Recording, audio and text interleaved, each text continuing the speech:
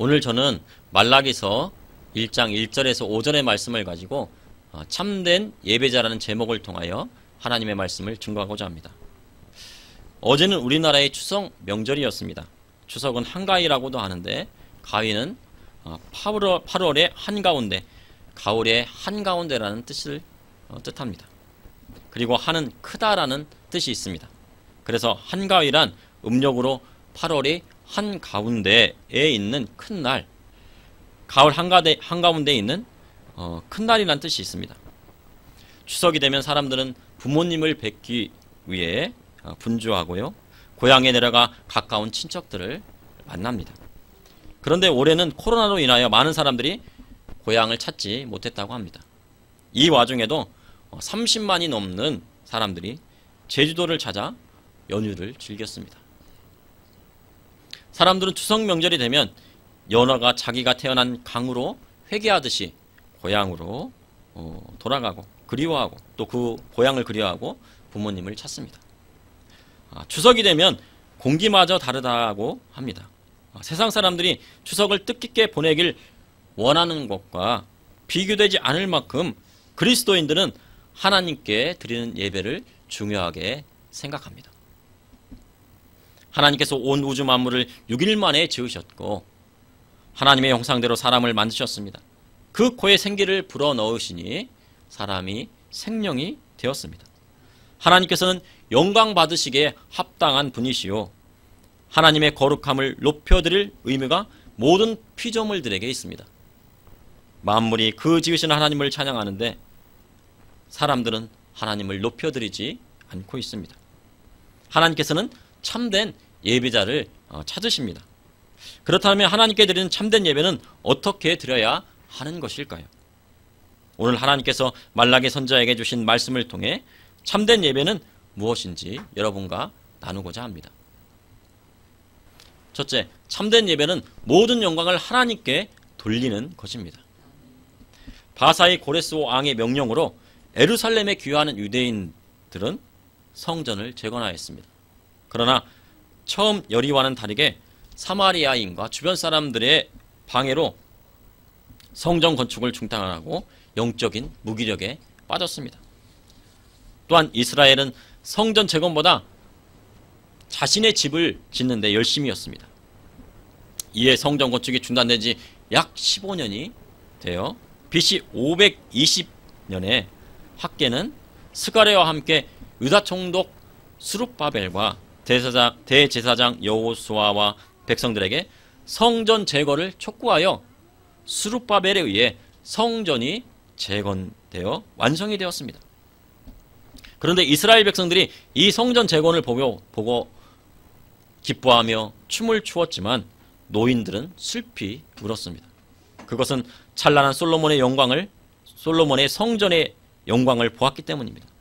제2성전인 스룹바벨의 성전은 어려울 때 지은 성전이었기에 제1성전에 비해 초라하기 그지없었습니다.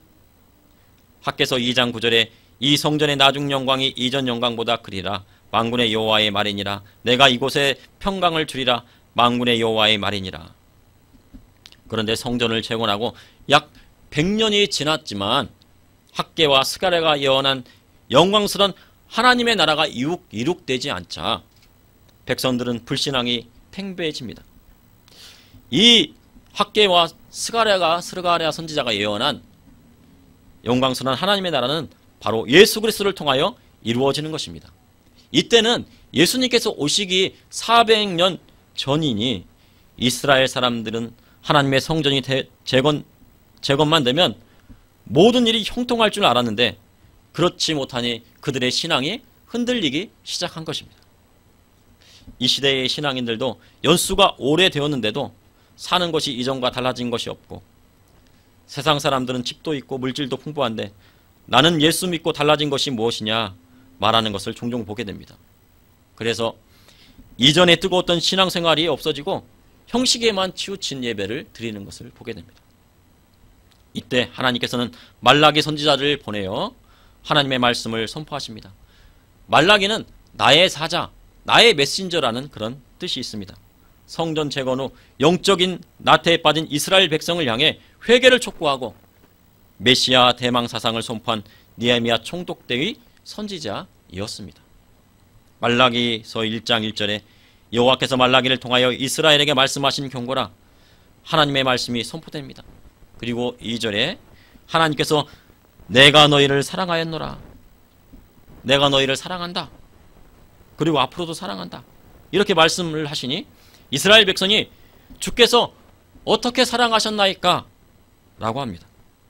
다시 말하면 고향에 부모님을 찾아뵈었더니 부모님께서 지금까지 너희를 사랑했고 앞으로도 너희를 사랑한다. 라고 하니 자식들이 언제 저를 사랑하셨어요? 저에게 해준 것이 무엇입니까?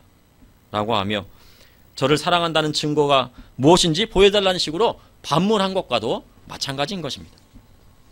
다시 말하면 제가 예수 믿었는데 저에게 해주신 것이 무엇입니까? 하나님께서 저에게 해주신 것이 무엇입니까? 남들 다 있는 집 하나 없고 세상 사람들보다 더 어렵게 삽니다. 이것이 예수 믿은 결과인가요? 도대체 하나님께서 저를 사랑하신 증거가 무엇입니까? 이스라엘 백성들은 절망적인 상황이 계속되자 백성들은 하나님의 사랑에 대해 의심과 회의를 품고 반문을 한 것입니다. 그러나 하나님께서는 자기 백성을 얼마나 사랑하셨는지 강조하시며 말라기 선지자를 통하여 하나님의 말씀을 선포하신 것입니다. 나 여호와가 말하노나 에서는 야곱의 형이 아니냐? 그러나 내가 야곱을 사랑하였고 에서는 미워하였으며 그의 산들을 황폐하게 하였고 그의 산업을 광야의 이리들에게 넘겼느니라. 하나님께서는 하나님에 대한 사랑에 대한 증거를 묻는 백성들에게 에돔의 멸망을 들어 하나님 사랑을 확증하셨습니다. 이삭은 리브가를 통해 에서와 야곱, 이랑선 쌍둥이를 낳습니다. 장자 에서에게는 남자답고 사냥을 좋아하며 아버지 이삭의 마음에 쏙 들었습니다. 그러나 야곱은 내성적이며 장막에서 어머니의 일을 도우니 아버지 이삭은 야곱을 탐탁지 않았습니다. 그러나 여호와 하나님께서는 에서는 미워하시고 야곱은 사랑하셨습니다. 그렇게 택함받은 야곱은 형통할 줄 알았지만 에서를 피해 도망을 나와 20년간 외삼촌 라반의 집에서 죽도록 고생을 하였습니다. 그래도 하나님께서 복을 주셔서 4명의 아내에서 12명의 아들을 주셨고 많은 가축과 소유물을 주셨으나 에서가 400명을 이끌고 오자 재산 대부분을 에서에게 예물로 바쳐버립니다. 그리고 가나안 땅에 기근이 오자 모든 재산을 다 내놓아 곡식과 바꾸어 먹었습니다. 야곱에게는요 남은 것이 없었습니다. 이제 야곱에게 남은 재산은 자식들 밖에는 없습니다. 바로 앞에 선 야곱은 창세기 47장 9절에 내 나그네 길이 세월이 130년이니이다. 내 나이가 얼마 못 되니 우리 조상의 나그네 길이 연조에 미치지 못하나 험악한 세월을 보내었나이다. 그러나 야곱에게는 아브라함에게 주시지 않았고 이삭에게도 주시지 않은 이스라엘이라는 이름을 하나님께서 주셨습니다. 이스라엘은 야곱의 이름이기도 하지만 유대민족의 나라의 이름이기도 합니다. 그 야곱의 그 이름이 바로 이스라엘입니다. 야곱은 가는 곳마다 제단을 쌓고 하나님 앞에 예배한 참된 예배자이었습니다. 하나님께서는 하나님을 사랑하고 그분 앞에 참되게 예배하는 자를 사용하십니다. 비록 야곱이 연단의 과정에서 많은 고통과 경제적인 어려움을 당하였다 할지라도 결론은 하나님께서 그의 자손을 축복하여 주시고 큰 민족을 이루게 하시며 큰 나라를 이루게 하시는 것이 하나님의 뜻인 것입니다. 그러나 하나님을 경외하지 않은 에서는 가나안 땅에 있는 헷족 속의 이방 여인을 아내로 맞이하고 하나님을 경외하지 않았습니다. 그리고 팥죽 한 그릇의 장자의 명분을 팔아버렸습니다. 장자의 명분을 가볍게 여긴 것은 하나님을 경외하지 않는다는 증거인 것입니다. 에서의 자손은 나중에 에돔 족속이 되어 큰 민족을 이룹니다. 그러나 모세가 출애굽 당시 애굽 땅을 통과하는 것을 거부하였고 남유다 왕국 시절에 기회가 있을 때마다 유다를 배신하고 괴롭혔습니다. 바벨론이 남유다를 공격할 때 앞장을 서가지고 침공하였습니다. 그러므로 이스라엘을 괴롭히는 에돔을 심판하신 것입니다. 그것이 이스라엘을 사랑하는 하나님의 증거가 되는 것입니다. 말라기서 1장 4절에서 5절에 에돔은 말하기를 우리가 무너뜨림을 당하였으나 황폐된 곳을 다시 쌓으리라 하거니와 남한군의 여호와는 이르노라 그들은 쌓을지라도 나는 헐리라 사람들이 그들을 일컬어 악한 지역이라 할 것이요 여호와의 영원한 진노를 받은 백성이라 할 것이며 하나님께서는 자신의 사랑을 확증하시기 위해 야곱과 에서를 증거로 내세우셨습니다. 하나님께서는 야곱을 사랑하시고 이스라엘 백성을 사랑하셨듯이 이 시대에도 하나님을 믿는 자녀들을 사랑하시고 그들이 참된 예배자의 자리로 돌아오기를 원하십니다. 말라기 1장 5절에 너희는 눈으로 보고 이르기를 여호와께서 이스라엘 지역 밖에서도 크시다 하리라. 하나님께서 그의 백성인 야곱과 이스라엘을 사랑하시고 에서인 에돔을 심판하심으로 하나님의 영광을 드러내셨습니다. 하나님의 자녀에게는 야곱과 같이 그 시당을 연단하기 위하여 고난을 주시고 그 고난 끝에 하나님의 영광을 온 땅에 드러내시는 것입니다. 하나님께서는 하나님의 영광을 그 자녀를 통해 세상에 드러내시길 원하십니다. 그러므로 참된 예배는 하나님의 영광이 세상에 드러나는 데 있는 것입니다. 둘째, 참된 예배는 온전한 것을 하나님께 드리는 것입니다. 말라기 1장 6절에 내 이름을 멸시하는 제사장들아 남한군의 여호와가 너에게 이르기를 아들은 그 아비를 종은 그 주인을 공경하나니 내가 아버지일진데 나를 공경함이 어디 있느냐 내가 주인일진데 나를 두려워함이 어디 있느냐 하나 너희는 이르기를 우리가 어떻게 주의 이름을 멸시하였나이까 하였도다. 제사장들은 하나님을 공경하지 않고 위선과 형식이 가득한 제사를 드림으로 하나님의 이름을 더럽혔습니다. 그럼에도 우리가 어떻게 주의 이름을 멸시하였나이까 라고 하나님께 반문을 합니다. 하나님께서는 이스라엘의 제사장들이 더러운 떡을 제단에 드렸다고 말씀을 하셨습니다. 더러운 떡이란 제사법대로 드리지 않은 모든 잘못된 희생 제물을 뜻하는 것입니다. 내게 하나님께 드리는 제물은 흠이 없는 것이야 하며 제사법대로 예물을 드려야 합니다. 그러나 말라기 시대의 제사장들은 눈먼 희생 제물, 저는 것, 병든 것을 가지고 와서 하나님께 드렸습니다.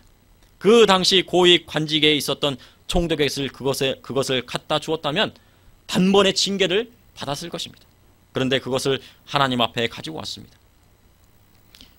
하나님 앞에 제사에 드리기 전에 성전에 들여오는 희생제물은 철저하게 검사를 합니다. 그런데 제사장들이 레위기의 말씀대로 철저히 제물을 검수한다고 하면 이스라엘 백성들이 그것마저도 가지고 오지 않게 될까봐 걱정하였습니다. 그렇게 되면 제사장의 수입은 줄어들게 되고 경제적인 손실이 오게 되어 살 수가 없는 것입니다. 훔친 물건, 저는 것, 병든 것을 하나님께 드린 것은 하나님을 속이는 것입니다. 사람은 속일 수 있을지 몰라도 하나님은 속일 수 없는 것입니다. 말라기서 1장 14절에 짐승떼 가운데 수컷이 있거늘 그 소원하는 일에 흠 있는 것으로 속여 내게 드리는 자는 저주를 받으리니 나는 큰 임금이요 내 이름은 이방 민족 중에서 두려워하는 것이 되매니라. 만군의 여호와의 말이니라. 주의 종은 성도들이 하나님 앞에 드리는 헌물에 대해 가르칠 사명이 있습니다. 훔친 것은 하나님 앞에 드릴 수 없는 것입니다. 높은 이자를 받고 고리 대금업으로 번 돈으로 하나님 앞에 헌금할 수 없는 것입니다. 하나님 앞에 드리는 헌금은 청교도 정신으로 땀 흘려 일하여 거룩하게 구별하여 드리는 헌물이어야 하는 것입니다. 가인과 아벨이 하나님께 제사를 드렸습니다. 그러나 가인의 제사는 받으시지 아니하시고 아벨의 제사만 받으셨습니다. 가인은 땅의 소산으로 제사를 드렸고 아벨은 양의 첫 새끼와 그 기름을 드렸습니다. 가인은 미나를 드리고 아벨은 희생제물을 드렸기 때문에 가인의 제물을 받으시지 않으신 것이 아닙니다. 레위기의 미나, 이 미나는 즉 소제도 하나님 앞에 드릴 수 있음이 나와 있습니다. 그것은 가인과 아벨이 하나님께 드리는 마음의 태도의 문제이었던 것입니다. 어떤 성도는 질병으로 일하지 못하므로 5,000원을 다리미에 달여 헌금봉투에 넣어 간절한 마음으로 하나님 앞에 드렸습니다. 어떤 성도는 미리 준비하지 못하고 예배당에 와서 급히 헌금을 준비합니다. 그것은 마음의 문제인 것입니다. 이스라엘 백성들은 성전에 갈 때 집에 있는 것 중에 아무거나 가지고 온 것입니다.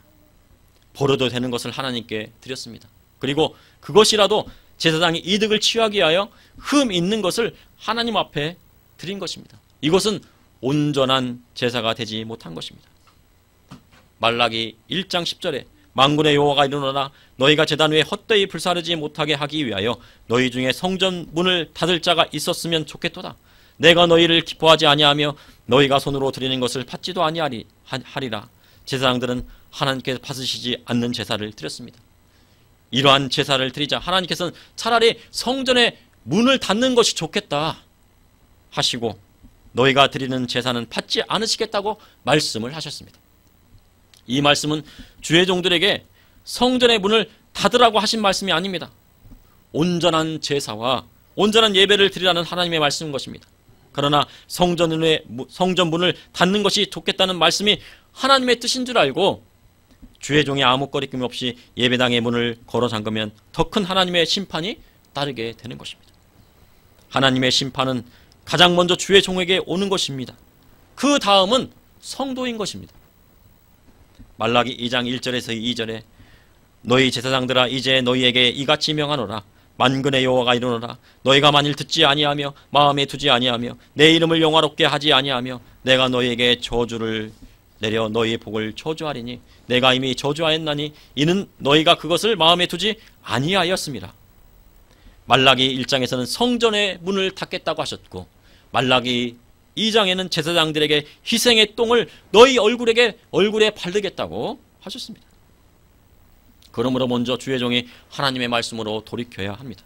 주의 종은 하나님보다 세상을 더 무서워해서는 안 되는 것입니다. 또한 하나님보다 권력자를 더 무서워해서는 안 되는 것입니다. 주의 종은 이 시대에 하나님께서 교회에 원하시는 뜻이 무엇인지 깨달아 성도에게 전해야 하는 사명이 있는 것입니다. 말라기 2장 8절에서 9절에 너희는 옳은 길에서 떠나 많은 사람을 율법에 거스르게 하는도다. 나 만군의 여호와가 이르노니 너희가 레위인의 언약을 깨뜨렸느니라. 너희가 내 길을 지키지 아니하고 율법을 행할 때 사람에게 치우치게 하였으므로 나도 너희로 하여금 모든 백성 앞에서 멸시와 천대를 당하게 하였느니라 하시니라. 하나님께서는 레위 언약을 깨뜨렸다고 제사장들을 책망하였습니다. 이곳에서 레위 언약이란 말라기 2장 4절과 같이 피느하스에 대해서 말씀을 하시는 것입니다.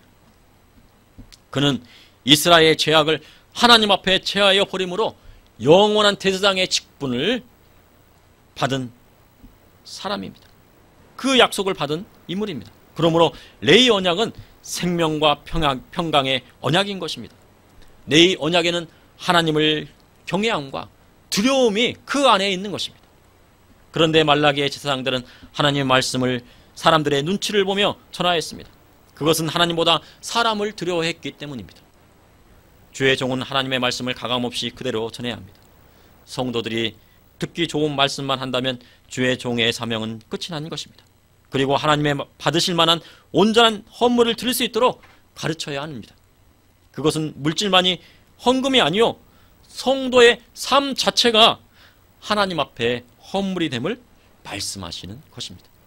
그러므로 참된 예배란 온전한 것을 하나님 앞에 드리는 것에 있는 것입니다. 셋째, 참된 예배는 하나님의 말씀을 따라 신앙의 가정을 세우는 것입니다. 말라기 2장 10절에 우리는 한 아버지를 가지지 아니하였느냐 한 하나님께서 지으신 바가 아니냐 어찌하여 우리 각 사람이 자기 형제에게 거짓을 행하여 우리 조상들의 언약을 욕되게 하느냐. 유다는 거짓을 행하였고 이스라엘과 예루살렘 중에서는 가증한 일을 행하였으며 유다는 여호와께서 사랑하시는 그 성결을 욕되게 하여 이방신의 딸과 결혼하였으니. 하나님의 말씀을 믿고 하나님의 언약을 따르는 자는 믿음의 가정을 꾸리게 되어 있습니다. 그런데 유다와 이스라엘 백성들은 이방 여인들과 결혼하였습니다. 그것은 경제적인 문제 때문이었습니다. 하나님을 믿는다 하면서도 경제적인 문제가 해결되지 않자 이방의 만몬신을 따라가는 것입니다. 다시 말하면 예수님을 믿는 한 형제가 믿음의 가정을 꾸리지 않고 결혼 약속을 한 믿음의 자매를 버리고 믿지 않는 회장님 딸과 결혼한 것이라고 생각을 하시면 되겠습니다.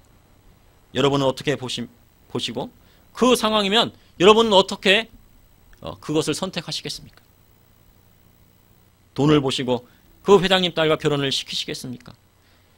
그런데 하나님께서는 이러한 일을 행하는 자는 그가 아무리 하나님 앞에 제사를 드려도 야곱의 장막에서 끊으시리라고 하셨습니다.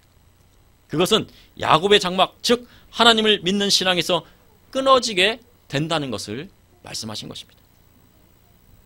즉 이방신의 여인과 결혼하는 것은 물질적인 풍요는 누릴 수 있을지 몰라도 자신의 믿음을 잃게 되는 결정적인 요인이 되고 하나님의 계명을 지키는 자에게 주시는 천대 은혜를 받지 못하는 결과를 얻게 되는 것입니다.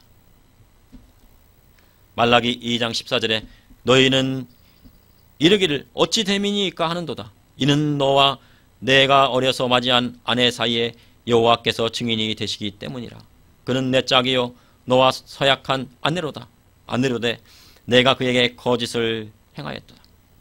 유대의 결혼 풍습은 부모가 어릴 적에 아들을 믿음 있는 집안 내력을 보고 믿음의 집안을 보고 그리고 또 잘 아는 집안을 보고 그 집안에 있는 딸과 약혼을 시킵니다. 그러다가 이들이 장성하면 다시 양가 부모가 만나서 정혼을 시킵니다. 그러다가 이들이 장성하면 그리고 신랑의 아버지가 결혼 날짜를 잡고 1년이나 2년 뒤에 결혼을 시킵니다. 그런데 이렇게 약혼을 시켜놓고 정혼을 약속한 하나님의 딸을 버리고 만몬신을 따라 이방 여인을 취하는 것은 하나님께서 싫어하는 것입니다. 이렇게 되면 하나님의 딸은 이혼을 당하고 버림을 받게 되는 것입니다. 하나님께서는 이러한 자가 드리는 봉헌물을 돌아보지도 보지도 않으신다는 뜻입니다. 받지도 아니하시겠다고 말씀하셨습니다. 하나님께서는 믿음의 가정이 파괴되는 것을 원하지 아니하시고 가정을 파괴하는 자가 드리는 예배를 받으시지 않으시고 그가 드리는 예물조차 받지 아니하시겠다고 성경을 통해서 말씀하고 계십니다. 말라기 2장 15절에 그에게는 영이 충만하였으나 오직 하나를 만들지 아니하셨느냐 어찌하여 하나만 만드셨느냐 이는 경건한 자손을 얻고자 하심이라.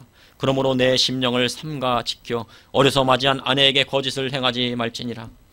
한 분이신 하나님께서 내 아내를 만들지 아니하셨느냐 어찌하여 하나만 만드셨겠습니까? 이는 경건한 자손을 얻고자 함입니다. 하나님께서는 아담을 위하여 여러 아내를 만들지 않고 오직 아내 하와만을 만들어 주셨습니다. 그러므로 어려서 맞이한 아내에게 거짓을 행하지 말고 버려서는 안 되는 것입니다. 이것이 하나님의 말씀이요 하나님의 명령이십니다. 아담과 하와가 한 몸이 되었고 성부 하나님과 성자 하나님, 성령 하나님이 삼위일체의 하나님이시며 남편이 부모를 떠나 그의 아내와 합하여 둘이 한 몸을 이루라고 하셨습니다. 또한 그리고 성도는 예수 그리스도와 연합하여 한 몸을 이루게 되는 것입니다. 하나님께서 원하시는 가정은 믿음의 가정입니다. 믿음의 가정들이 모여 교회를 이루고 이러한 교회를 통하여 하나님 앞에 드려지는 예배가 하나님 앞에 드릴 만한 경건한 예배가 되는 것입니다. 그러므로 믿음의 가정이 작은 교회가 되는 것입니다. 말라기서 2장 16절에 이스라엘 하나님 여호와가 이르노니 나는 이원하는 것과 옷으로 학대를 가리는 자를 미워하노라. 만군의 여호와의 말이니라. 그러므로 너희 심령을 삼가 지켜 거짓을 행하지 말지어다. 그러므로 참된 예배는 하나님의 말씀을 따라 믿음의 가정을 세워 돌보는 것입니다.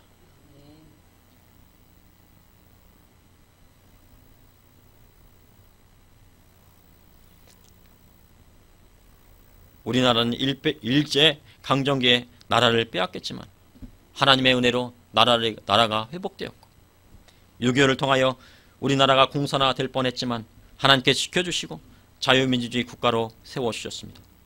또한 IMF 경제 위기 속에서도 하나님께서 단 2년 만에 우리의 경제를 회복시켜 주셨습니다. 그리고 중국 우한에서 시작된 코로나 바이러스를 통하여 한국교회를 깨우시기를 원하시는 것입니다.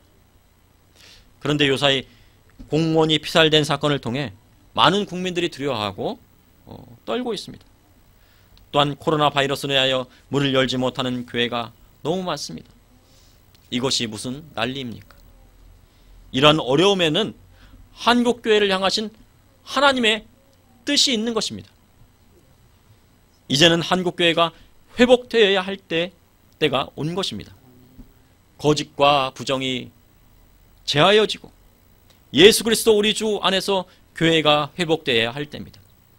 그리하려면 먼저 주의 종이 하나님의 말씀으로 회복되어 하나님만을 경외하며 하나님께 영광을 돌려야 하는 것입니다. 그 다음은 대한민국의 성도들이 믿음의 가정을 그리스도의 말씀 위에 굳건히 세워야 합니다. 그리고 대한민국의 모든 교회가 하나님 앞에 흠없는 것으로 온전한 예배를 드려야 합니다. 이것이 바로 한국교회의 회복의 시작이 되는 것입니다.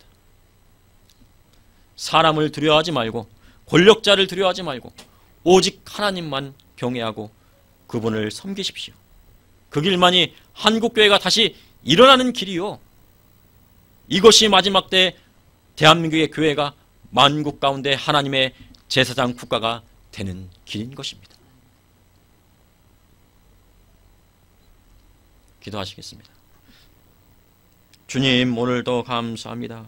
주님, 이 추석 연휴 가운데서도 주님 만나기 위해서 이렇게 하나님 앞에 예배드리게 하여 주심을 감사합니다. 주님 앞에 드리는 예배가 얼마나 귀하고 소중하고 또한 이 예배를 통하여 하나님 앞에 영광 돌리기 원하는 우리 성도님들, 주님 그 마음을 붙들어 주시고 또한 그 마음 가운데 하나님의 놀라운 기적의 역사로 축복을 함께하여 주시옵소서. 아버지 하나님, 이 어려운 시대에 우리 성도가 오직 하나님의 말씀을 붙잡고 나아가게 해주시고 주님의 그 굳건한 반석 위에 세워서 그 마음이 흔들리지 아니하고 오직 예수 그리스도의 그 표대만을 바라보고 나갈 수 있도록 인도하여 주시옵소서. 어떤 핍박과 환란이 온다 할지라도 주님 앞에 온전한 예배를 드리기 위해 노력하게 하여 주시고 힘쓰게 하여 주시고 또한 그로 인하여서 이 한국교회가 바로 세워지고 또한 성도의 가정이 바로 세워지는 놀라운 역사들이 일어나게 하여 주시옵소서. 주님, 또한 이 땅 가운데 있는 우리나라 가운데 있는 많은 주의 종님들 주님께서 붙들어 주셔서 그 마음 가운데 두려움을 제거하여 주시고 담대함을 허락하여 주셔서 세상을 향하여 외칠 수 있는 성령의 충만함과 믿음을 허락하여 주시옵소서. 주님께서 보호하실 줄 믿사오며 예수님의 이름으로 기도옵나이다. 아멘. 오늘 저는 말라기서 2장 17절에서 3장 6절의 말씀을 가지고 하나님이 원하시는 정의라는 제목을 통하여 하나님의 말씀을 증거하고자 합니다. 지난 추석 연휴는 다른 때보다 연휴 기간이 길었습니다. 올 추석은 코로나 바이러스로 인하여 고향에 가지 못한 사람들이 많았습니다. 고향이 지방에 있는 사람이라면 누구나 고향집에 내려가 부모님을 뵙고 싶은 마음이 있었을 것입니다. 그러나 코로나 바이러스에 대한 걱정으로 연로하신 부모님을 생각하여 고향 가는 것까지도 포기하는 경우가 많았습니다. 그런 가운데 추석 연휴 동안 방송사에서 고향을 찾지 못하는 시청자들을 위하여 특별 방송을 하기도 하였습니다. 그 중에 모 방송사의 트롯의 황제라 불리는 한 연예인이 공연이 이슈가 되고 있습니다. 그는 뛰어난 가창력과 퍼포먼스로 54년간의 트로트계를 주름 잡아왔습니다. 이번 추석 특별 공연을 통해 일상으로 돌아가지 못하여 우울해하는 많은 시청자들을 위로하였습니다. 그런데 그가 공연 중 인터뷰를 통해 소신 있게 발언한 말이 화제가 되고 있습니다. 여러 가지 말이 있었지만 그 중에서 한 두 가지만 말씀을 드리겠습니다. 그는 왕이나 대통령이 국민 때문에 목숨을 걸었다는 사람은 한 번도 본 적이 없다. 또 한 가지는 국민이 힘이 있으면 위정자가 생길 수 없다 등의 말을 하였습니다. 그의 말에는 어떤 의미를 담고 있을까요? 역사적으로 보면 왕이나 그 나라의 위정자가 나라를 위해 전면에 나서서 목숨을 거는 경우는 흔하지 않았습니다. 그것이 또한 사실입니다. 1592년 임진왜란이 일어나 선조는 나라를 위하여 싸우며 혁혁한 공을 세운 이순신 장군을 신하들의 상소만을 믿고 혹독하게 신문하고 벌하였습니다. 이는 선조가 나라와 백성보다 자신의 정치 권력과 왕권을 유지하기 위해 이순신을 견제하고 그것을 정치적으로 해결하려 한 것입니다. 이와 반대로 IMF 시절 나라가 부도났을 때 위정자들이 손을 놓고 있었는데 국민이 일어나 집에 있는 금들을 다 모아서 나라를 살려냈습니다. 그로 인하여 전 세계에 있는 많은 사람들이 그 일을 보고 놀라움을 금하지 못했습니다. 이 세상의 정의는 누구에게서 나오는 것일까요? 왕에게서 나오는 것일까요? 아니면 위정자에게서 나오는 것일까요? 아니면 한 연예인이 말한 것처럼 나라의 백성에 의해 이루어지는 것일까요? 오늘 말라기서의 본문을 통해 성경이 말하는 하나님이 원하시는 진정한 정의란 무엇인지 여러분과 말씀을 통해 나누고자 합니다. 첫째, 하나님이 원하시는 정의는 예수 그리스도를 통하여 이루어지는 것입니다. 말라기서는 특별히 하나님께서 말라기 선지자를 통해 말씀하셨습니다. 그리고 그에 대하여 하나님의 백성이 6가지 질문을 하고 다시 하나님께서 답하시는 구조를 가지고 있습니다. 지난 시간에 하나님의 말씀에 그의 백성들이 3가지 질문을 냈고 하나님께서는 말라기 선지자를 통하여 답을 하셨습니다. 그리고 이제 하나님께서 말씀하시고 그 백성들이 4번째 질문을 하게 됩니다. 오늘 본문을 보니 말라기서 2장 17절의 말씀입니다. 너희가 말로 여호와를 괴롭게 하고도 이르기를 우리가 어떻게 여호와를 괴롭혀 드렸나이까 하는도다. 이는 너희가 말하기를 모든 악을 행하는 자는 여호와의 눈에 좋게 보이며 그에게 기쁨이 된다 하며 또 말하기를 정의의 하나님이 어디 계시냐 함이니라. 하나님께서는 이스라엘이 그 백성들이 여호와 하나님을 괴롭혔다고 말씀하고 계십니다.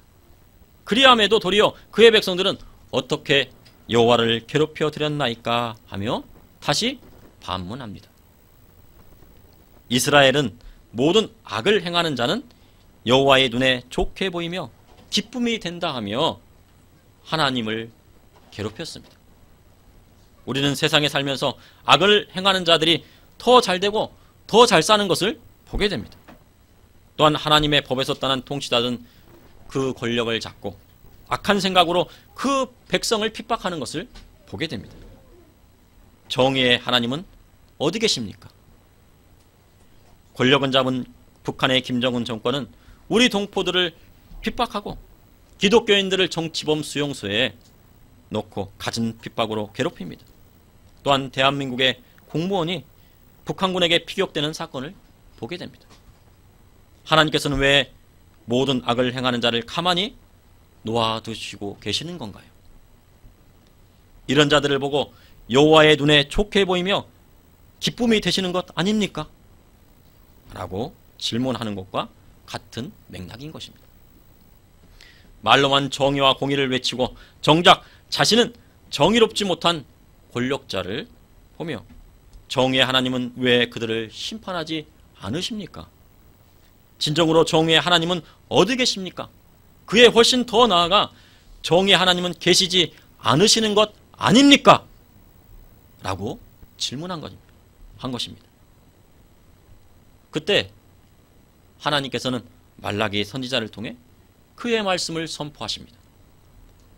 말라기 3장 1절에 만군의 여호와가 이르노라 보라 내가 내 사자를 보내리니 그가 내 앞에서 길을 준비할 것이요 또 너희가 구하는 바 주가 갑자기 그의 성전에 임하시리니 곧 너희가 사모하는 바 언약의 사자가 임하실 것이라 선포하셨습니다. 1절에 내 사자는 히브리어로 말라키입니다. 말라키.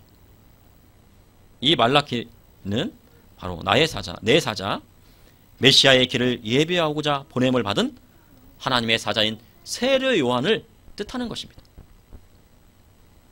이사야 40장 3절에서 5절에 외치는 자의 소리여 이르되 너희는 광야에서 여호와의 길을 예배하라. 사막에서 우리 하나님의 대로를 평탄하게 하라. 골짜기마다 더두어지며 산마다 언덕마다 낮아지며 고르지 아니한 곳이 평탄하게 되며 험한 곳이 평지가 될 것이요 여호와의 영광이 나타나고 모든 육체가 그것을 함께 보리라. 이는 여호와의 입이 말씀하셨느니라. 세례 요한은 요단강 근처에서 회개의 세례를 전파하였습니다. 그때 유대인들은 당신이 누구냐고 질문을 합니다. 물었습니다. 세례 요한은 나는 그리스도도 아니요, 엘리야도 아니요, 선지자도 아니요, 이사야의 말씀과 같이 주의 길을 곧게 하라고 광야에서 외치는 자의 소리라고 말하였습니다. 깊은 골짜기는 채워지고 산과 언덕은 낮아지고 울퉁불퉁한 곳은 평범해지고 험한 지역들이 평지가 되어 메시아의 오실 길을 준비하는 자라고 말하는 것입니다. 세례 요한이 메시아이신 예수님을 소개하기를 내 뒤에 오시는 그의 신방끈 풀기조차도 감당하지 못하겠나라고 말을 하였습니다. 세례 요한은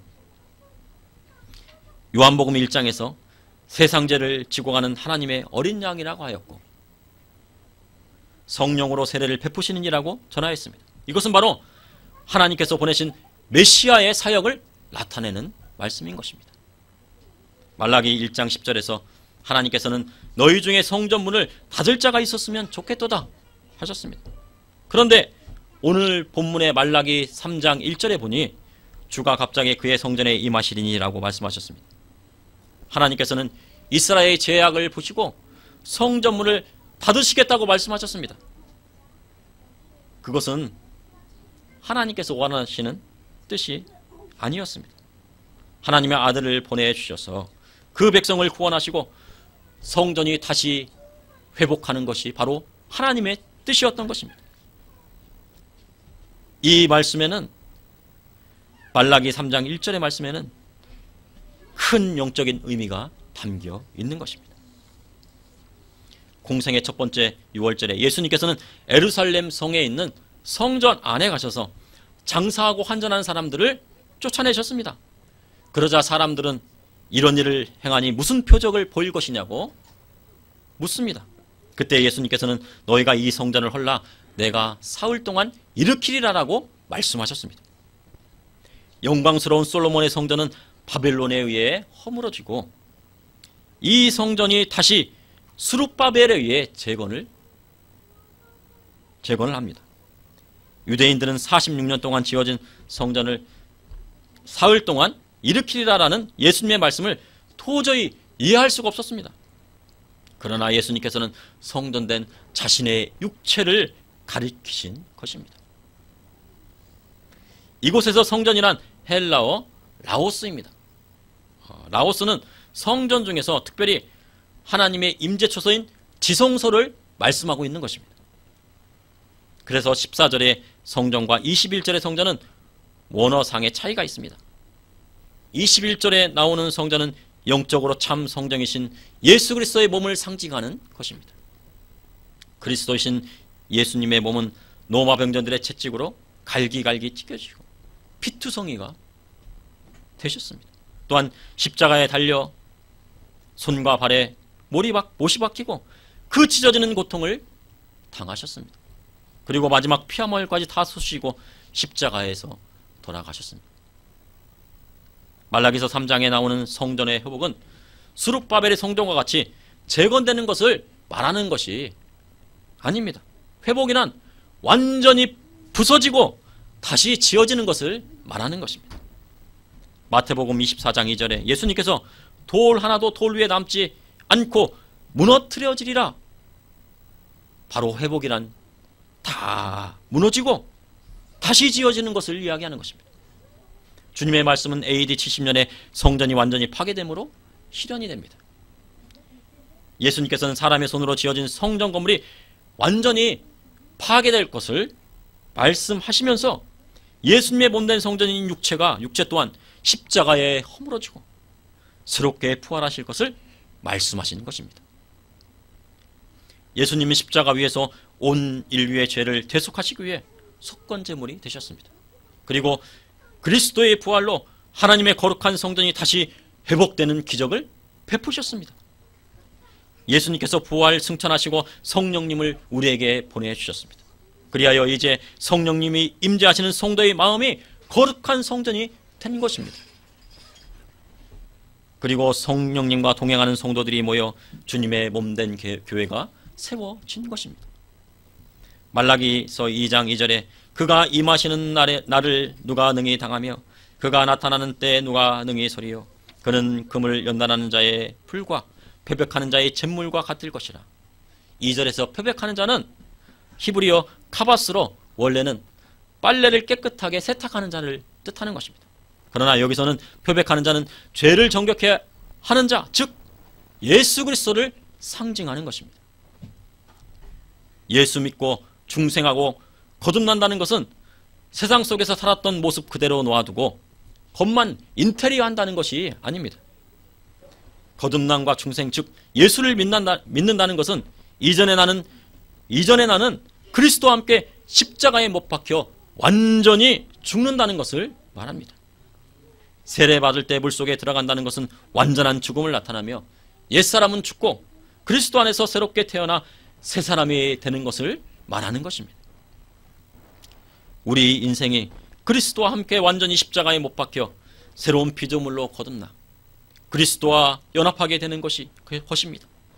이것이 바로 하나님의 정의인 것입니다. 정의 하나님께서 예수 그리스도를 통하여 이 세상의 모든 죽어가는 영혼들을 구원하여 주시기를 원하십니다. 진정한 정의는 그리스도 안에 있습니다. 또한 우리 구주 예수 그리스도께서는 마지막 날 심판의 주로 오십니다. 이것이 바로 하나님께서 원하시는 정의입니다. 에베소서 6장 12절에 우리의 씨름은 혈과 육을 상대하는 것이 아니오 통치자들과 권세들과 이 어둠의 세상 권세자들과 하늘에 있는 악의 영들을 상대함이라. 통치자들과 권세들과 이 어둠의 세상 주관들과 하늘에 있는 악의 영들에게 하나님의 심판이 있음을 세상에 선포해야 하는 것입니다. 하나님의 구원의 은혜가 예수 그리스도로 인하여 성취되었습니다. 그리고 하나님의 심판이 마지막 날에 악한 자들에게 임하게 되는 것입니다. 그러므로 하나님이 원하시는 정의는 예수 그리스도를 통하여 이 땅 가운데 이루어지는 것입니다. 둘째, 하나님이 원하시는 정의는 하나님의 형상을 회복하는 데 있습니다. 태초에 하나님께서 천지를 창조하셨습니다. 하나님께서 여섯째 날에 하나님의 형상대로 사람을 지으셨습니다. 그러나 첫째 아담의 불순종으로 인하여 세상에 죄가 오게 되었습니다. 그 죄로 말미암아 세상 가운데 저주가 오게 된 것입니다. 사람들이 정의를 외치지만 하나님이 계시지 않는 정의는 온전한 정의가 될 수 없습니다. 공산주의나 사회주의가 이론상으로는 정말 좋고 완벽한 이론 같습니다. 그러나 그러한 정의는 이 세상 가운데 실현되기가 상당히 어렵고 그렇게 될 수도 없습니다. 그 이유는 창세기에 나와 있습니다. 아담이 하나님 앞에 범죄함으로 사람은 하나님의 형상을 잃어버리고 불완전한 존재가 되었습니다. 모든 사람에게 세상의 물질을 공평하게 나누어 줄 수 있는 사람은 이 세상에 단 한 명도 없는 것입니다. 그것은 공산주의를 표방하는 나라일수록 빈부의 격차가 더 심한 것을 보며 알 수 있는 것입니다. 이론상으로는 사회주의는 빈부의 격차가 일어나서는 안 되는 것입니다. 그러나 사람이 죄 가운데 있고 불완전한 존재이기에 그러한 이론이 실현될 수 없는 것입니다. 다만 공산주의나 사회주의가 실현될 수 있는 것은 가족밖에는 없습니다.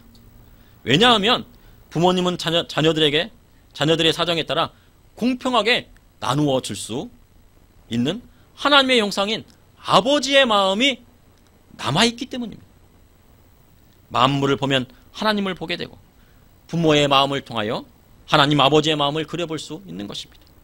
저도 사남매 중에 막내이지만 제가 형제 중에서 제일 어렵게 사니 부모님은 가장 어렵게 사는 자식을 더 챙겨주시려 하시는 것입니다.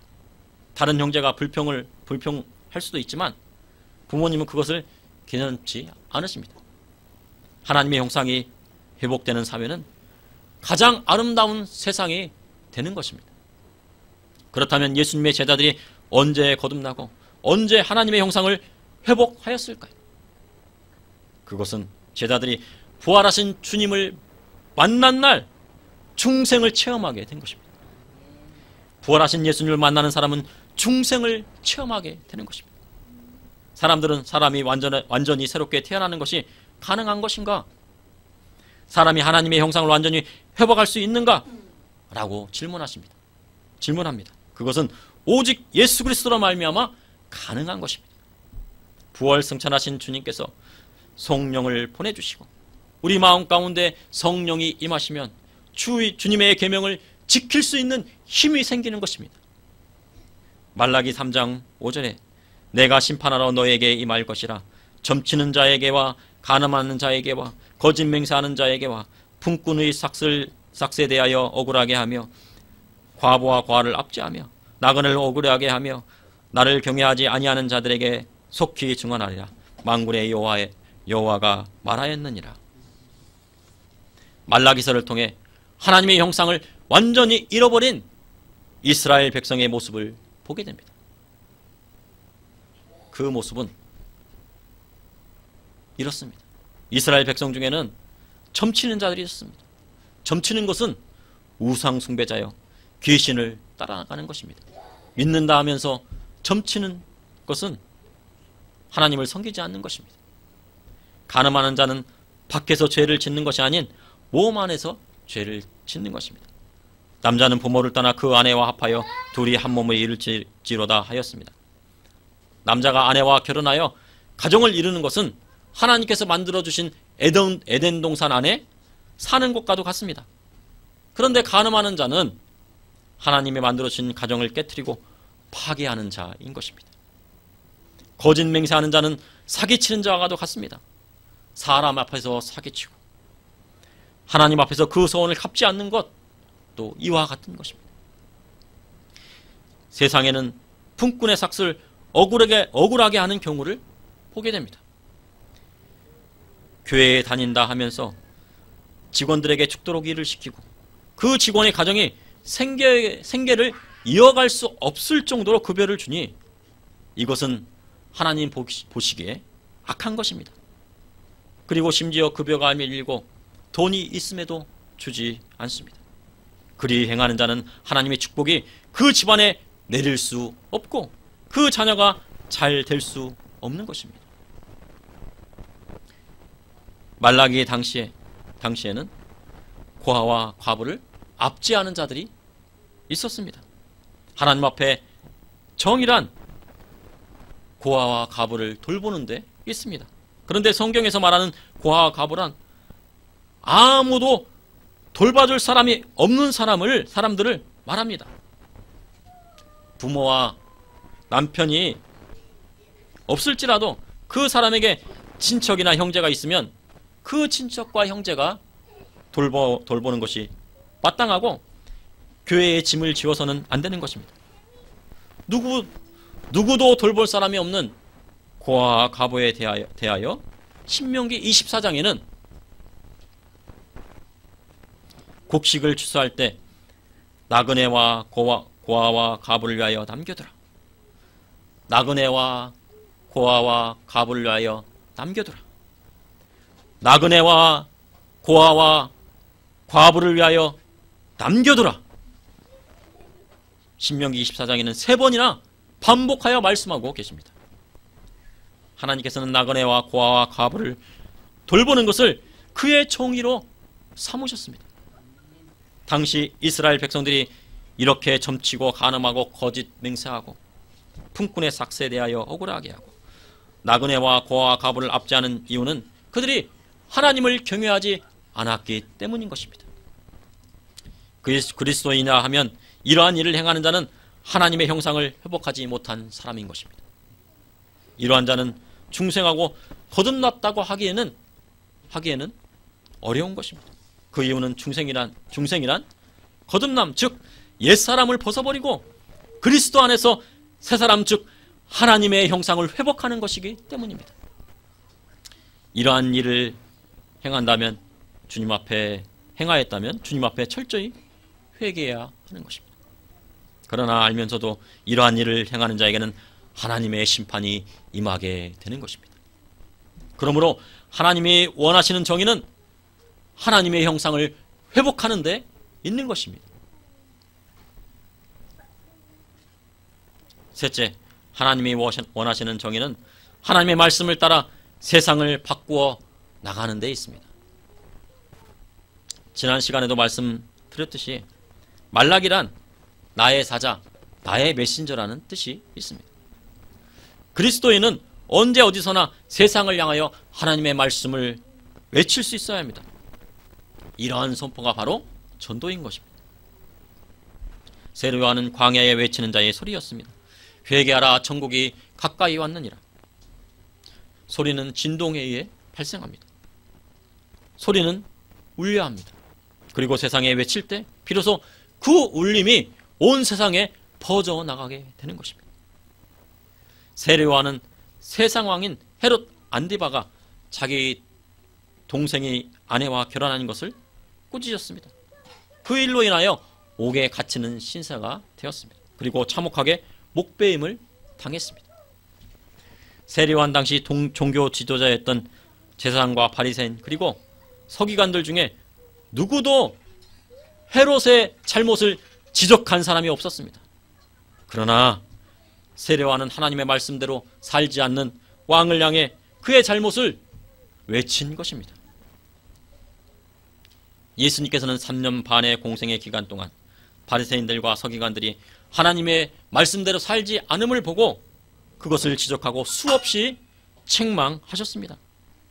그로 인해 제사장과 그 무리에게 거짓 고발을 당하시고 빌라도의 재판정에까지 가신 것입니다. 누구도 예수님을 변호해 준 사람이 없었습니다. 그런 우리 예수님께서 마태복음 23장 23절에 서기관과 바리새인들에게 이렇게 말씀하십니다. 화 있을진저 외식하는 서기관들과 바리새인들이여, 너희가 더 중한 바 박하와 회양과 근처의 11조는 들이되 율법에 더 중한 바 정의와 긍휼과 믿음은 버렸도다. 그러나 이것도 행하고 저것도 버리지 말아야 할지니라. 바리새인들은 율법에 더 중한 바 정의와 긍휼과 믿음을 쳐버렸습니다. 그러므로 구약에서 수없이 예언한 메시아가 이 땅에 오셨음에도 영접하지 아니하고 도리어 로마의 총독 필라도에게 넘겨 십자가에 달려 돌아가시게 하는 죄를 짓게 된 것입니다. 인간의 생각으로는 하나님의 정의와 공의에 타달할 수가 없는 것입니다. 그 이유는 진정한 정의와 공의는 하나님께 있기 때문입니다. 미국이 남북으로 나뉘어 전쟁이 한참이던 때 노예 해방을 위하여 싸우던 링컨에 속한 북군이 수세에 몰립니다. 그래서 작전 회의를 하게 되는데 한 참모가 이렇게 이야기합니다. 하나님이 우리 편이 되어달라고 기도합시다 라고 제안합니다. 그러자 링컨이 말합니다. 하나님이 우리 편인가 보다 우리가 하나님 편에 있는가가 더 중요합니다. 우리가 하나님 편에 있는가가, 우리가 하나님의 뜻에 따라서 살아가는가가 더 중요한 것입니다. 하나님의 뜻이 세상을 향해 정의를 외치는 것이라면 세례요한과 같이 목숨을 걸고 외쳐야 하는 것입니다. 말라기 3장 6절에 나 여호와는 변하지 아니하나니 그러므로 야곱의 자손들아 너희가 소멸되지 아니하느니라. 하나님께서는 말라기 3장 5절을 통해 이스라엘의 죄악을 보시고 심판하시겠다고 말씀하셨습니다. 그런데 그 다음 6절에는 야곱의 자손들아 너희가 소멸되지 아니하느니라 하셨습니다. 야곱의 자손이라 함은 하나님께서 야곱과 언약한 이스라엘과의 약속을 잊지 않으셨다는 것을 말씀하고 계신 것입니다. 그리고 소멸되지 아니하느니라는 히브리어로 로 켈리템으로 결코 멸절하지 않을 것이다는 뜻입니다. 이것은 하나님의 백성을 향한 하나님의 심판은 멸망을 전제하는 것이 아니라 정화와 회복과 구원을 위한 것임을 하나님께서 다시 한번 확인시켜주는 것입니다. 그리스도인은 하나님의 정의를 따라가야 합니다. 주님을 따르는 자는 하나님의 공의를 따라가야 합니다. 세상이 하나님의 정의와 공의를 벗어나 악법을 만들려 한다면 담대히 외칠 수 있어야 하는 것입니다. 그리스도인은 하나님의 정의와 공의가 천국에만 있다고 생각해서는 안 됩니다. 주님 가르쳐주신 기도에 나라가 임하시오며 즉 아버지의 나라가 오게 하시며, 이 말씀은 성도가 천국에 가게 해달라는 기도가 아니고 하나님 나라가 이 땅 가운데 임하게 해달라는 기도인 것입니다. 하나님의 말씀이 이 땅 가운데 충만하고 하나님의 정의와 공의가 이 나라 가운데 임하게 해달라고 기도하고 나아가 외쳐야 하는 것입니다. 그러므로 하나님이 원하시는 정의는 하나님의 말씀을 따라 세상을 바꾸어 나가는 데 있습니다.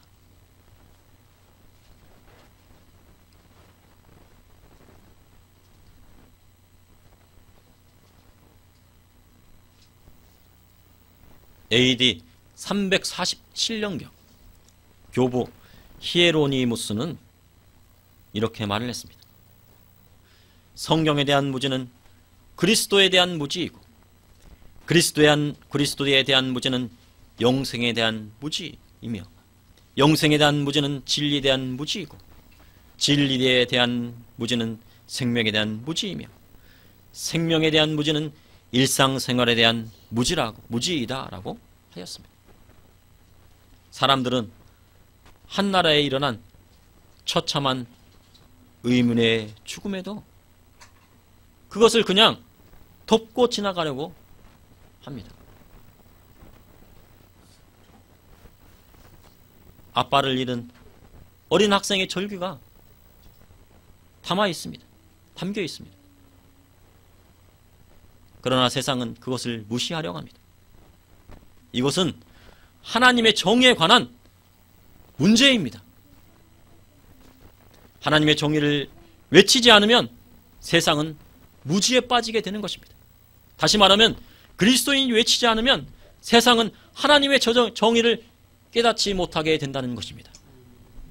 세상이 하나님의 정의를 깨닫지 못하면 세상에 하나님의 심판이 임하게 되는 것입니다. 오늘 말라기서를 통하여 이 시대를 살아가는 성도들에게 말라키가 되라고 말씀하고 계십니다. 나의 전령, 나의 메신저가 되라 하십니다. 그러므로 하나님이 원하시는 정의는 예수 그리스도로 말미암아 하나님의 형상이 회복될 때 이루어지는 것입니다. 하나님의 형상이 회복된 그리스도인은 하나님의 말씀을 따라 세상을 바꾸어 나가 하나님의 정의를 이 땅 가운데 실현해야 하는 것입니다.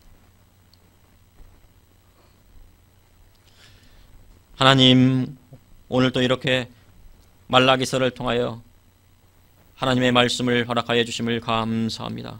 주님, 우리가 다시 한번 하나님의 뜻대로 살아가기를 원합니다. 또한 하나님 앞에 영광 돌리기를 원합니다.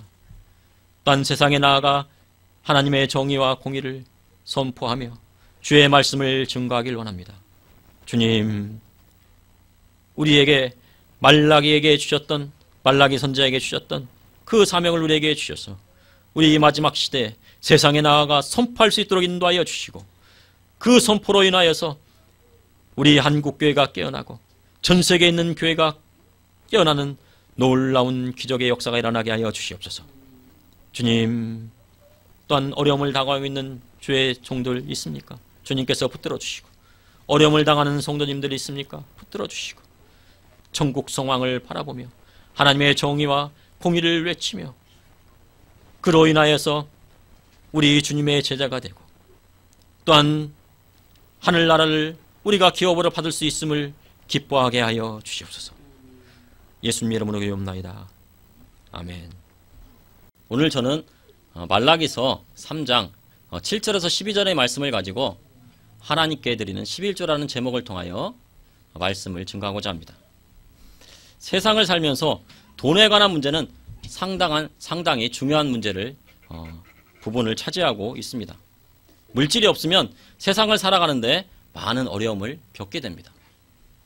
많은 사람은 돈을 벌려 노력을 하고 사람보다 돈을 앞세우기도 합니다. 그만큼 물질이란 현대 사회에서 경제 생활을 하기 위한 필수적인 수단이 되고 있습니다. 우리나라는 OECD 국가 중에서 자살률이 1위에 해당이 됩니다. 이런 극단적인 선택을 하는 것은 대부분 경제적 어려움 때문입니다. 돈으로 인하여 빚지게 되고 빚을 갚지 못해 가정이 깨어지고 빚의 노예로 살다가 결국은 해서는 안 되는 선택을 한 것입니다. 복음서 예수님의 말씀 중 많은 부분이 이 땅에서 물질을 어떻게 써야 하는지에 대해서 말씀을 하고 계십니다. 부자 청년 관원은 예수님의 제자가 되고 싶었지만 물질의 벽을 넘지 못하고 이름 없는 청년으로 성경에 기록되어져 있습니다. 특별히 말라기서에는 하나님께 드리는 11조와 봉헌물에 대하여 강조하여 말씀하고 계십니다. 11조에 관한 것은 성도들에게 직접적으로 설교하기란 매우 어려운 일입니다. 그러함에도 그리스도를 따르는 성도가 예수님의 복음의 말씀을 따르기 위해 꼭 넘어야 하는 과정 중에 하나이기에 여러분과 하나님께 드리는 11조란 무엇인지 말씀을 통하여 나누고자 합니다. 첫째, 하나님께 드리는 11조는 하나님의 통치를 인정하는 것입니다. 말라기 3장 7절에 만군의 여호와가 이르노라 너희 조상들이 날로부터 너희가 나의 규례를 떠나 지키지 아니하였도다. 그런즉 내게로 돌아오라. 그리하면 나도 너희에게로 돌아가리라 하였더니 너희가 이르기를 우리가 어떻게 하여야 돌아가리까 하는도다. 만군의 여호와 하나님께서 그의 백성 이스라엘에게 말씀하셨습니다. 너희 조상들의 날로부터 너희가 나의 규례를 떠나 지키지 아니하였도다. 조상들의 날이라는 것은 출애굽 이후에 광야에서 생활하던 이스라엘 조상들이 방랑하던 시대에서부터 그때부터를 말하는 것입니다. 그러므로 이스라엘은 모세를 통하여 하나님의 율법을 받는 날부터 말라기 선지자가 활동하던 때에 이르기까지 여호와의 규례를 제대로 지키지 않았던 것입니다.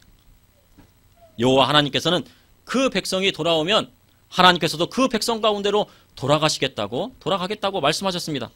그러나 이스라엘 백성은 도리어 반문을 했습니다. 우리가 어떻게 하여야 돌아가리까? 다시 말하면요, 도대체 어떻게 하여야 돌아갑니까? 우리는 돌아가지 않겠습니다. 라고 한 것입니다. 이에 하나님께서 그 백성들의 잘못을 명확하게 말씀하셨습니다. 말라기 3장 8절에 사람이 어찌 하나님의 것을 도적하겠느냐? 그러나 너희는 나의 것을 도적질하고도 말하기를 우리가 어떻게 주의 것을 도적질하였나이까 하는도다. 이는 곧 11조와 봉헌물이라. 하나님께서는 그 백성이 11조를 도둑질하였다고 말씀을 하셨습니다. 11조란 히브리어로 마이세르입니다.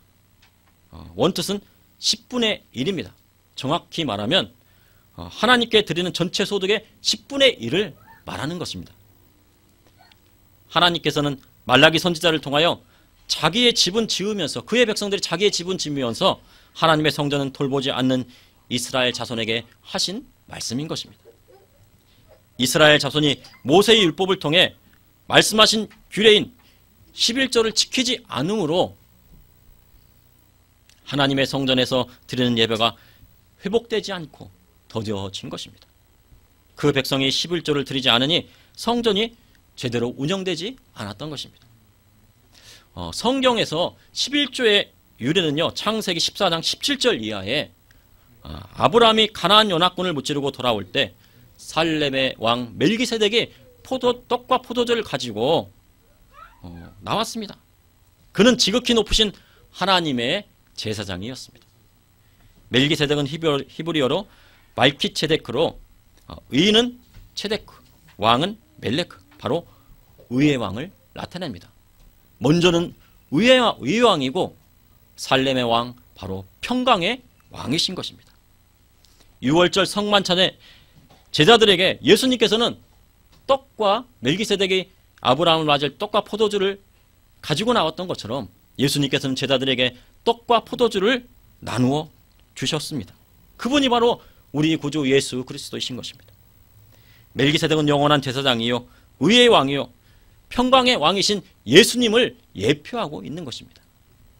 창세기 14장 19절에서 20절에 그가 아브라함에게 축복하여 이르되 천지의 주제이시오 지극히 높으신 하나님이여 아브라함에게 복을 주옵소서.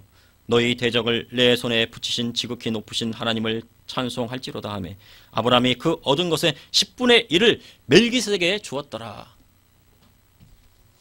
아브라함은 예수 그리스도를 예표하는 영원한 제사장 멜기세덱에게 11조를 드림으로 가나안 연합군과 싸워 이긴 것이 아브라함의 힘이 아니요 하나님의 힘이었던 것을 나타낸 것입니다. 오직 천지의 주제라는 것은 즉 만물을 지으시고 만물의 주인이신 하나님을 나타내는 것입니다. 그러니 아브라함은 만물의 주인이신 하나님을 인정하고 하나님의 주권을 높여드린 것입니다. 11조에서 1은요 10 중에 하나를 의미하는 것이 아닙니다. 그것은 11조에서 그 가운데 있는 1은 첫 것을 의미하는 것입니다. 그래서 전부를 드리고 전부를 대신한다는 그러한 뜻이 있습니다.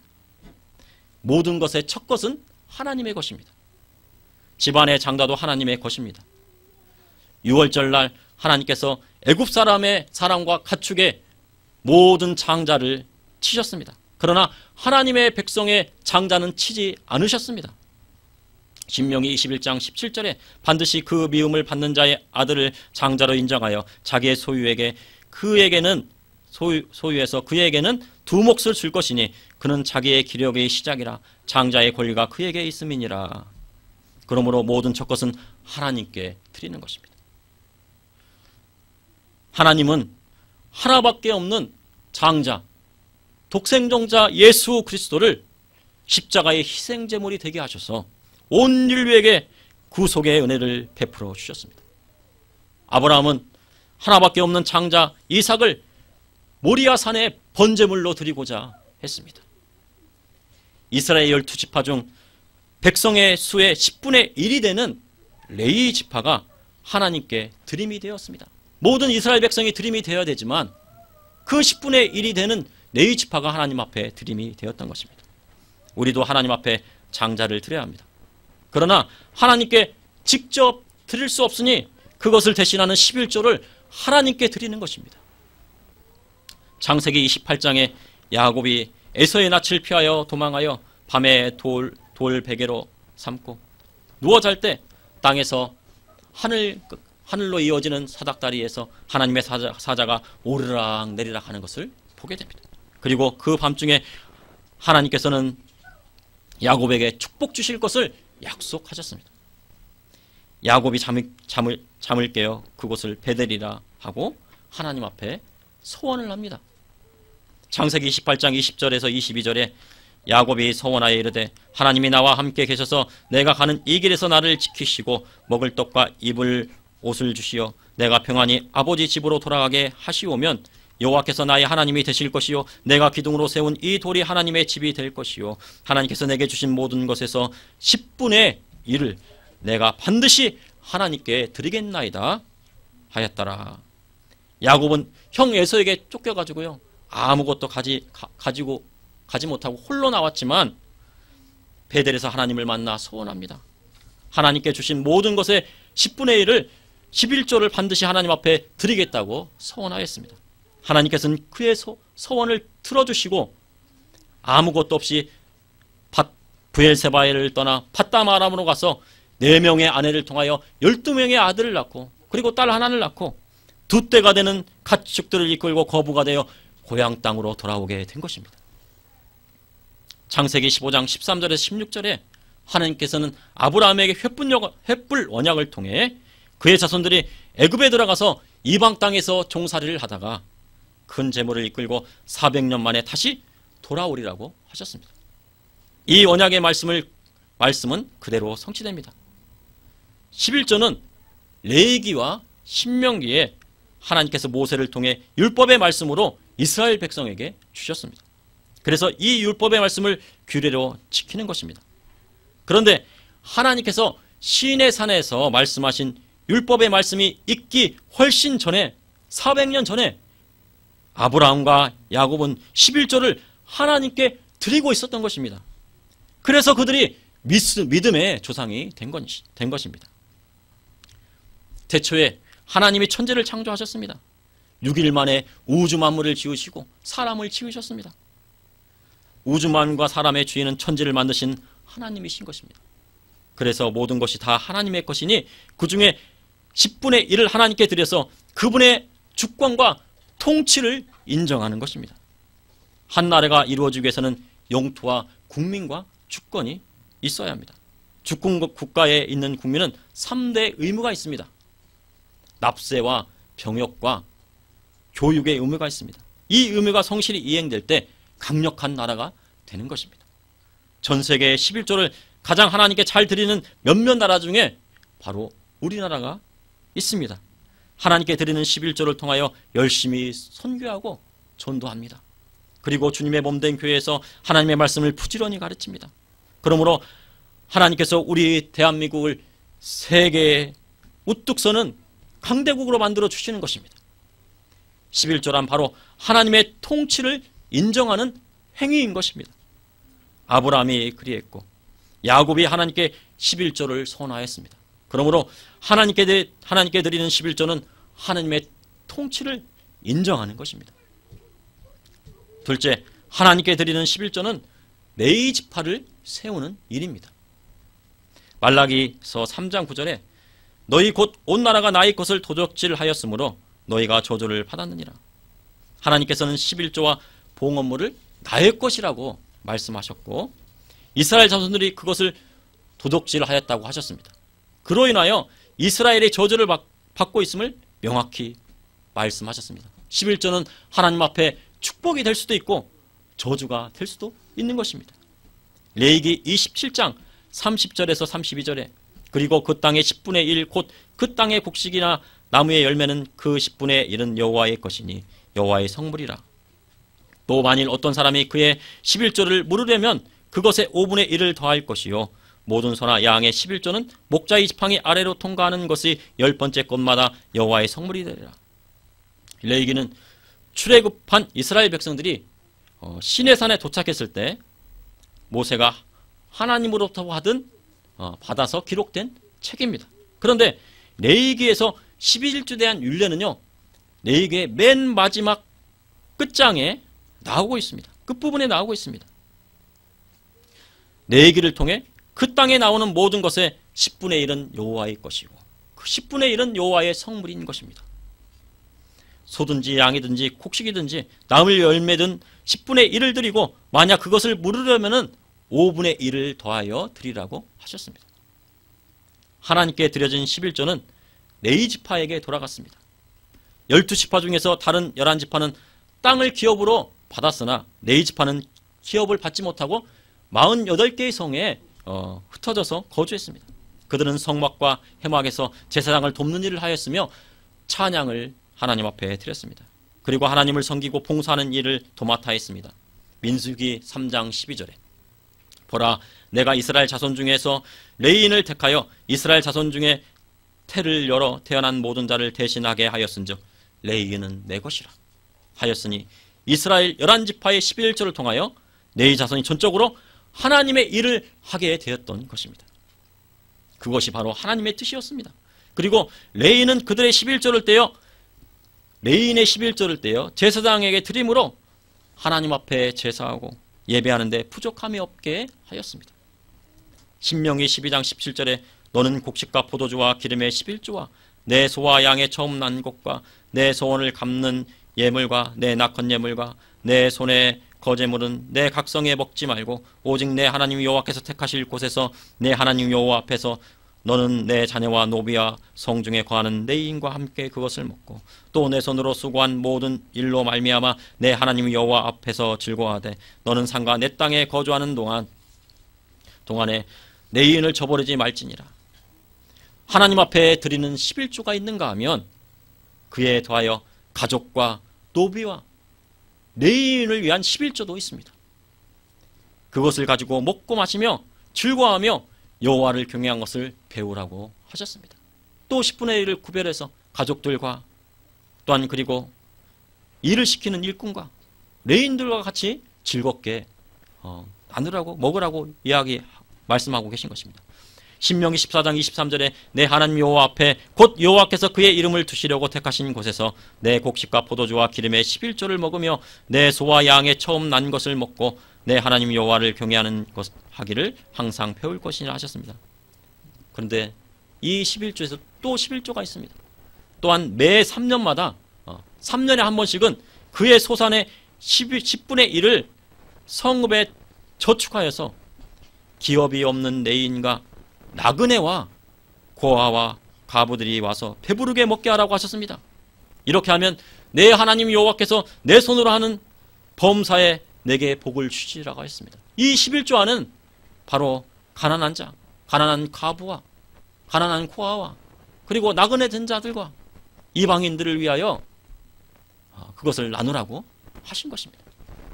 그러므로 10분의 1로 성전에 쓸 것을 준비하고 내인을 돌보며 내인의 10분의 1은 제사장에게 돌리고 또 10분의 1은 자녀와 일꾼과 성중에 거하는 레인과 먹고 매 3년에 한 번 내는 10분의 1은 객과 고아와 가부와 각성에 있는 레인을 위한 것입니다. 이스라엘 백성들은 소득의 23% 정도를 11조로 드렸습니다. 이러한 11조에 대한 규례가 바벨론 포로기를 지나 말라기 선지자에 이르러서는 전혀 지켜지지 않았습니다. 성전은 재건되었지만 포로 생활에서 돌아와서 성전은 재건되었지만 백성들의 삶은 나아지지 않자 백성들은 돈을 벌기 위해 돈을 얻기 위해 이방 여인들과 결혼을 하였고 이방신을 섬겼습니다. 그리고 하나님 앞에 나아가는 것을 등한시했습니다. 또한 사람들은 자기 집을 세우는 데 급급하여 성전에서 일하는 내인들을 돌보지 않았습니다. 그러니 내인들이 먹고 살기 위해 도망쳐 버렸습니다. 신명기에는 하나님께서 내인을 저버리지 말라 하셨습니다. 신명기 12장 19절에 저버리지 말지니라. 버려두지 말라는 것은요, 그 뜻은 뭐냐면 생계 지원을 중단하지 말라는 뜻입니다. 이 시대에도 구약의 레위 지파처럼 하나님 앞에 헌신하고 주의 일을 도맡아 하는 전임 사역자들이 있습니다. 주의 복음을 위하여 목숨을 내건 주의 종들이 있습니다. 하나님은 그들을 저버려서는 안 된다고 말씀하셨습니다. 디모데전서 5장 8절에 성경에 일렀으되 곡식을 밟아 떠는 소의 입에 망을 씌우지 말라 하였고 또 일꾼이 그 삭슬 받는 것은 마땅하다 하였습니다. 우리의 삶이 어렵다고 주의 복음을 열심히 전하는 가난한 목사님이나 선교사님들의 생계의 지원을 중단해서는 안 되는 것입니다. 포스트 코로나라고 불리는 이 시대에 많은 신학생들이 주의 종의 길을 포기하고 있습니다. 주의 종들이 하나님의 몸내 성전을 버려두고 생계를 유지하기 위해 세상에 나간다면 그것은 하나님의 뜻이 아닙니다. 한국교회의 절반 가까이가 미자립교회입니다. 목사님의 사례비조차 드리지 못하는 곳이 허다합니다.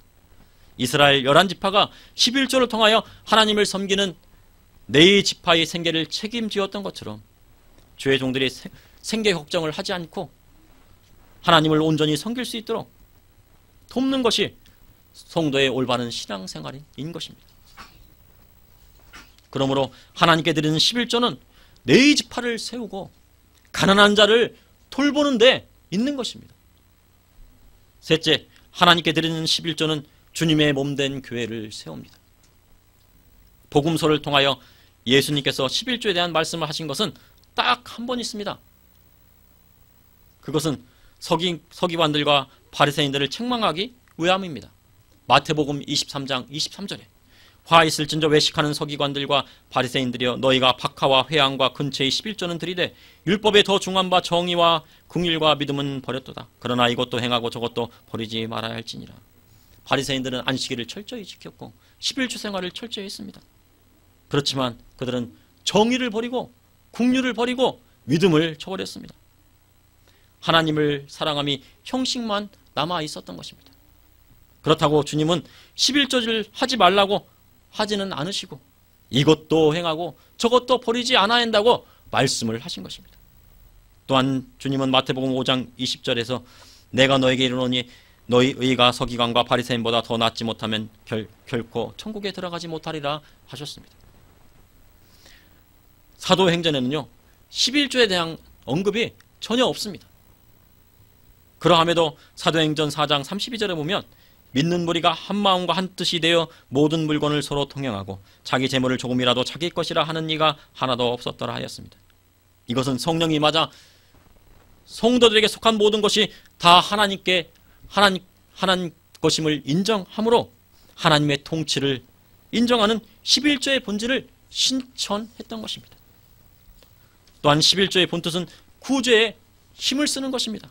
사도행전 11장 27절 이하에 예루살렘 교회가 기근을 하여 고통을 받습니다. 기근도 왔는데 예수 믿는 사람 잡아다가 공회에 끌려가서 죽입니다.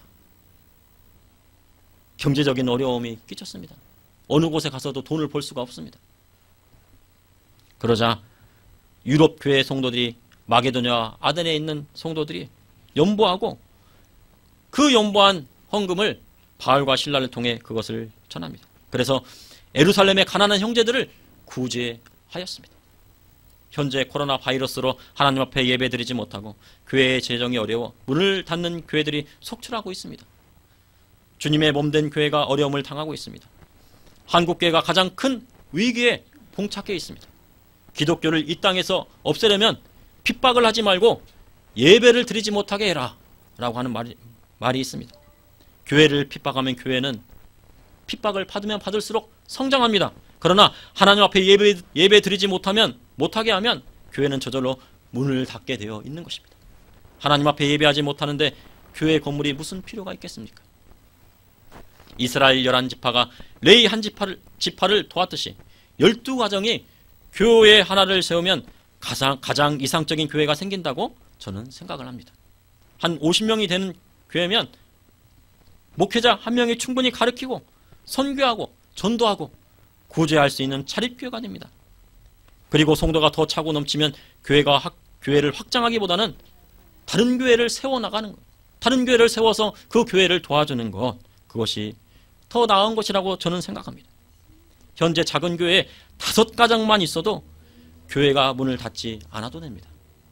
앞으로 교회가 계속 문 닫기 시작하면 대한민국의 성장 동력은 사라지는 것입니다. 하나님의 축복도 사라지는 것입니다. 하나님께 드리는 11조는 교회가 살고 가정이 사는 일이 되는 것입니다. 말라기 3장 10절에 만군의 여호와가 이르노라 너희의 온전한 11조를 창고에 들여 나의 집에 양식이 있게 하고 그곳으로 나를 시험하여 내가 하늘문을 열고 너에게 복을 쌓을 것이 없도록 붙지 아니하나 보라. 성도는 하나님을 시험해서는 안 됩니다. 그러나 하나님을 시험하라고 했던 한 가지가 있습니다. 그것은 바로 유일하게 11조만큼은 하나님을 시험해보라고 말씀을 하신 것입니다. 그리고 온전한 11조를 드릴 때 복이 쌓을 것이 없도록 주시겠다고 말씀을 하신 것입니다. 말라기 3장 11절에서 12절에 만군의 여호와가 이르노라 내가 너희를 위하여 메뚜기를 금하여 너희 토지 소산을 먹여 없애지 못하게 하며 너희 밭에 포도나무 열매가 기한 전에 떨어지지 않게 하리니 너희 땅이 아름다워짐으로 모든 이방인들이 너희를 복되도다 하리라. 만군의 여호와의 말이니라. 하나님께서는 해충으로부터 그 백성의 기업을 보호하시겠다고 하셨습니다. 포도나무의 열매가 튼실하여 열매를 맺을 것이라고 말씀하셨습니다. 그리고 믿지 않는 자들이 그리스도인을 보고 예수 믿음으로 복받았다고 하나님께 영광 돌릴 것이라고 말씀을 하신 것입니다.